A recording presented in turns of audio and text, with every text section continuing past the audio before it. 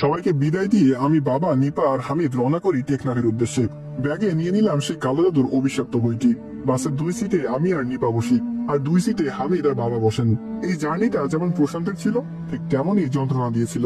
আসুন জেনে নেই জার্নির বিষয়টা। সব সময়ের মতো হামিদ আমার পাশে বসতো। এতদিন পর নিপাকে কাছে পেয়েছি।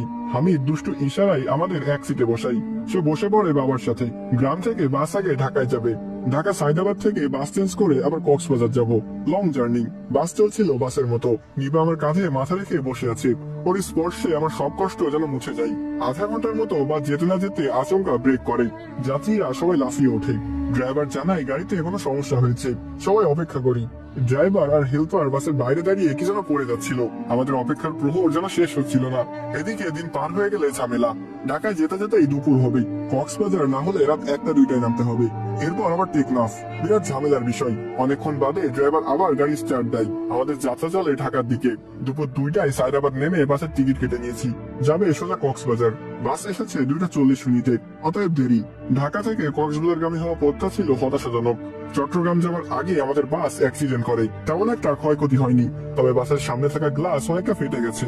চট্টগ্রাম মূল টাউনে আবার হয় আরেক বিপত্তি। বদ্দার হাটে আমাদের বাস একটা রিক্সা চালককে অ্যাক্সিডেন্ট করে। রিক্সা চালক অনেকটা আহত হয়েছে। প্যাসেঞ্জার সবাই ড্রাইভারকে গালাগালি করে। ড্রাইভার রিক্সাওয়ালার সাথে মিটমাট করে আবার টান দেয় গাড়ি। এরই মধ্যে হয়ে যায় সন্ধ্যা। চট্টগ্রাম নতুন ব্রিজ পেরিয়ে যখন কক্সবাজারের রাস্তায় গাড়ি চলছে, তখন ড্রাইভার বিভিন্ন ভুল করতে থাকে। আচমকা বাস ডানে ঘুরাই, আবার বামে ঘুরাই, যেন তিনি মশকরা করে যাচ্ছে। যাত্রীরা চিল্লাচিল্লি করে, তাও ড্রাইভার ওসব আচরণ করতে থাকে। পরে একজন লোক সিট থেকে উঠে ড্রাইভারের কাছে যায়। চিল্লাপাল্লা করতে ড্রাইভার গাড়ি থামায়। তখন সেই যাত্রী চিৎকার দিয়ে বলে, নেশা করে গাড়ি চালাস? তোর চোখ তো রক্তের মতো লাল, নামাই দে আমাদের। লোকটার কথা শুনে অনেক যাত্রীরা রেগে যায়। সবাই ড্রাইভারের সাথে এক প্রকার তর্কে জড়িয়ে পড়ে। একটা সময় সব যাত্রী বাস থেকে নেমে যায়। আমরাও নেমে যাই হাইওয়ে রোডে। এখানে এত যাত্রীরা একটা বাসও পাবে না। ড্রাইভার আর হেল্পার অফিসে কথাবার্তা বলার পর চট্টগ্রাম থেকে তারা অন্য একটি ড্রাইভার পাঠায়। আমাদের যাত্রা আবার শুরু হয়। চকরিয়া পার হয়ে যখন নিরিবিলি হাইওয়েতে আসি, তখন আচমকা বাস বন্ধ হয়ে গেছে। ড্রাইভার সবাইকে বসতে বলে বাইরে যায়। আমারও কোনো সমস্যা হয়েছে হয়তো। দেখতে দেখতে কেটে যায় প্রায় 1 ঘন্টা। এদিকে রাতও গভীর। সময় রাত 2টা। রাস্তার দুই পাশে পাহাড় আর বড় বড় গাছ। ডাকাতেরও ভয় থেকে যায়।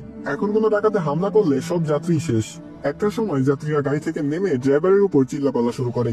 ড্রাইভার জানায় গাড়ির ইঞ্জিনে কিছু সমস্যা হয়েছে, ঠিক হয়ে যাবে। এর শুনে কেউ দাঁড়িয়ে সিগারেট খাচ্ছে, কেউ এদিক সেদিক খাচ্ছে। আটকে যায় আমরা মাঝ রাস্তায়। কিন্তু জানালা দিয়ে আমি দেখতে পাই ভিন্ন কিছু। বাইরে জঙ্গলের পাশে যে গাছ, গাছের একটা সাইডে কালো একটা অভয়ব দাঁড়িয়ে আছে। আমি নিপাকে ডেকে সেটি দেখাতে যাব। তখনই সেই স্থান পুরো খালি হয়ে যায়, অর্থাৎ কেউ নেই। এসব নিয়ে যখন আমরা আলোচনা করছিলাম, তখন হামিদ এসে বলে, আয় নিচে যাই, সিগারেট খেয়ে আসি একটা। আমি নিপাকে বসতে বলে হামিদকে বললাম, চল তাহলে। নিপা আমার দিকে অবাক দৃষ্টিতে তাকিয়েছিল। আমি হামিদের সাথে বাইরে গিয়ে সিগারেট ধরাবো। তখন হামিদ বলে, তোর বাবা দেখবে, পেছনে আই। আমি ওর সাথে সাথে পেছনে যাই। হামিদ হাইওয়ে রোড বেয়ে সোজা হাঁটা ধরে। বাসের পিছনেই তো দাঁড়াতে পারে, এত দূর যাবার কি কারণ? আমি ডাক দিয়ে বলি, ওইদিকে কই যাস? আমার ডাকে হামিদ ছাড়া দেয়নি, সোজা হেঁটে চলে যাচ্ছিল। আমি ওর পিছু নিয়ে আটকাতে যাব, তখনই আমার কাছে কেউ হাত দেয়। আমি পেছন ফিরে তাকানোর পর আমার মাথায় বাজ ভেঙে পড়ার অবস্থা।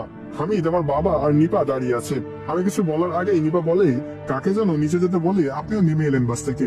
আমি আপনাকে ডাকি, কিন্তু আপনি সাড়া দেননি। নিজে নিজে কথা বলে নিচে নেমে এলেন। আমি হামিদ ভাই আর বাবাকে সব জানাই, আর এসে দেখি আপনি ওদিকে চলে যাচ্ছেন। বুঝতে বাকি নাই সে কে ছিল। আমার বুকে আবার উঠে ব্যথা। আমি বুক চেপে ধরতেই মুখ দিয়ে রক্ত বের হতে থাকে আমার। আগামী পর্বে এই গল্প শেষ হয়ে যাবে।